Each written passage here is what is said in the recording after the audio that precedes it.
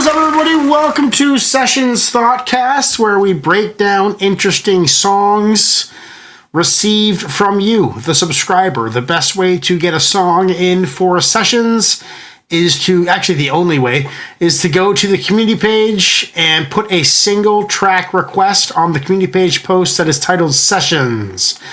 And we will do a deep breakdown. Sometimes it's just me, in which case when it's just me, I read poetry. And usually it's me and Iggy or me and LP or all three of us. Today it's just me. I'm not sure if Iggy's coming on. I know LP is not coming on. But we did lots of battle cuts this afternoon too. So on the community page, there's also a place for battle cuts tracks to win belts. It's complicated. Watch the show and you'll figure it all out. Get us in is from Forces Unknown. Big shout out for Forces Unknown. Big fan of Forces Unknown. Templeheads alumni is on the 5-layer cipher, or 5-layer dip as we call it. AESOP Rock No Regrets Sessions Thoughtcast. This is a poem by me called The Sacramento Writer. I met someone once who changed my whole life. With a stroke of a pen, I just knew they were bright.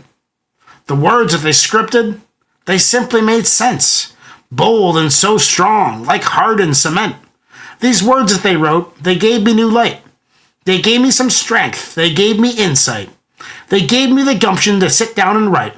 Their words carried through me through the dark of the night. I always wake up to their lines in my mind. Clarity's with me and so are their lines. I thought to myself, they are one of a kind. My writing was dull.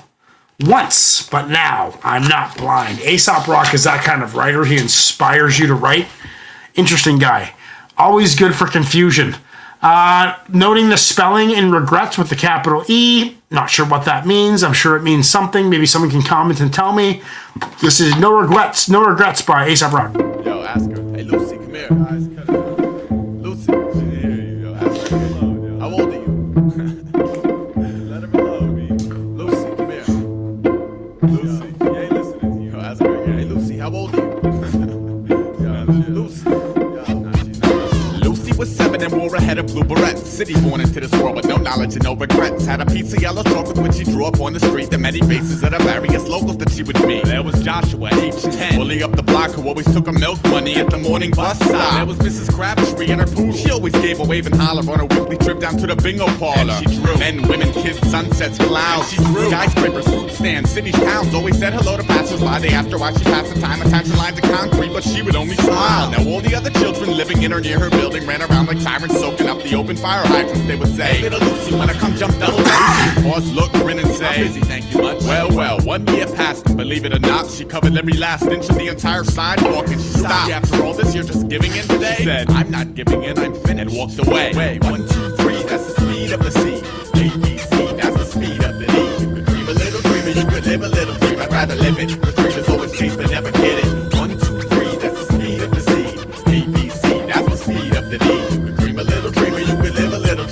Live it. The dream is always chased but never get it. Lucy was 37, an introverted somewhat. Basement apartment in the same building she grew up in. She traded in her blue barrettes for long locks, held up with a clip, traded in her yellow chalk for charcoal sticks. She drew little Bobby who would come to sweep the porch. And she drew the mailman delivered every day at 4. Lucy had very little contact with the folks outside her cubicle day, but found it suitable and she liked it that way. She had a man now, Rico, similar, Herman. They would only see each other once or twice a week on purpose. They appreciated space and Rico was an artist too, so they'd connect on Saturdays to share the pictures that they drew. Now every month or so she'd get a knock up on the front door, just one of the neighbors. Acting nice but thought she was a strange girl, really said, Lucy, wanna join me for some lunch? Lucy would smile and say, I'm busy, thank you much. The neighbor'd make a weird face the second the door shut, then run and tell her friends how truly crazy Lucy was. And Lucy knew what people thought but didn't care, cause while they spread their rumors through the streets, she made another masterpiece. 1, 2, 3, that's the speed of the C.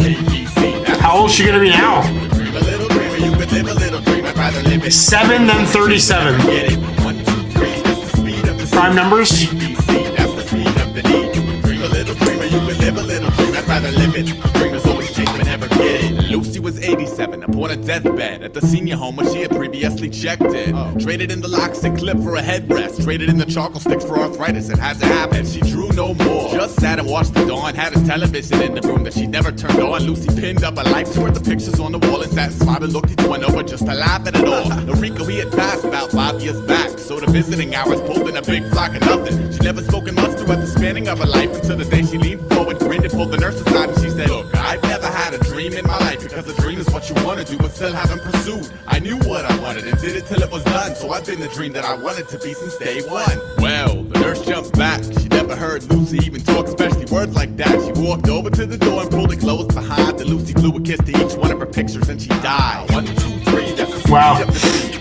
ABC, that's the speed of the need. You can dream a little dream or you can live a little dream. I'd rather live it, cause dreamers always chase but never get it. 1, 2, 3, that's the speed of the seed. ABC, that's the speed of the need. Dream a little dream or you can live a little dream. I'd rather live it, cause dreamers always chase but never get it. 1, 2, 3, ABC. 1, 2, 3, ABC. 1, 2, 3, ABC.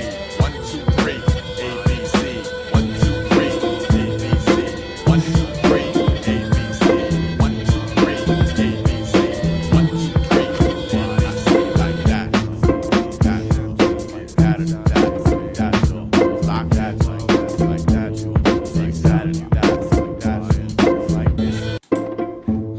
Yeah, Lucy. 737 and 87, the life of someone who loved to draw, who was socially withdrawn in every asset, but died happy and died with living all the dreams they ever wanted. They died so happy, even though they had very little. They took very little from society. They worked their job. She had a husband who was also an introvert, and they only spent time together to show each other art because they loved that and they loved each other. That's what they loved about each other. Simple. No drama, no turmoil, just making sacrifices too. Like Lucy made big sacrifices in life so she could work on art. She did it. She worked a job that she didn't even really like. She just worked in a cubicle. She didn't even talk to other people in the cubicle. She just showed up and did her job so she could go home and draw. And then at 87, she had to give it all up and realize it was over and realize that she succeeded. What a beautiful story. Beautiful storytelling. Lucy, I can kind of relate Lucy to me. I was always very social. Like I'm a YouTuber, for God's sakes. I love talking to people. It's like what I do best. Like I talk to people. But I find, like, even with my group of friends that I grew up with, that I'm still very close with, I was never fully, like Amol, Ignacio, these guys know the full Brennan. Like they know my artistic side as well. Whereas a lot of my friends that I grew up with and people that I knew and loved and hung out with and like were great friends with, they never fully know me, because even my friends in Port Ellis, my best friends that I hang out with, they don't fully know me because they don't know my artistic side. They know my social side, which is, and it's a sacrifice I make to keep on working on my music. You don't have to make it for everybody. I make music for myself, man, and if people like it, great, but I'm not out there trying to get my best friends to listen to my music. Like most of my best friends, I had a show last night with my band, and most of my best friends didn't even come, and I don't give a fuck. They're not into it. I'm not going to force them to come see me play and not have a good time. I'd rather play for strangers that are having a good time than play for friends that aren't having a good time. Like what the fuck? And yeah, you make sacrifices, but they're not necessarily sacrifices. They're just things that happen. You change relationships and have certain relationships with some people and don't expose them to your true passion. You don't need to expose your true passion to everyone that you meet. It's not how life works. And AESOP Rock just reminded of that. That was a really clearly put together storytelling track. I like the 30 years and 50 years gaps, 7 to 37, 37 to 87. I like the repetition of 7. I like how they're all prime numbers too. I don't know if that was something to do with it. I haven't figured out the capital E in regrets yet.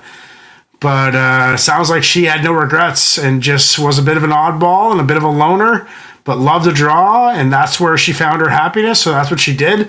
I get a lot of happiness out of making YouTube videos and, replying to people's questions or comments about what I talked about. I enjoy that. I do that for me. Like it's just something I love, and a lot of my best friends don't watch my YouTube channel. Why would they? They don't want to see me talk about art. They want to see me talk about food or talk about the kids or talk about our other friends or talk about my band or whatever, other stuff. Anyway, guys, that was insightful. Thank you, Forces Unknown. Hopefully I did it justice. Great Sessions Thoughtcast track. Keep them coming, man. Get some more in there. Cheers.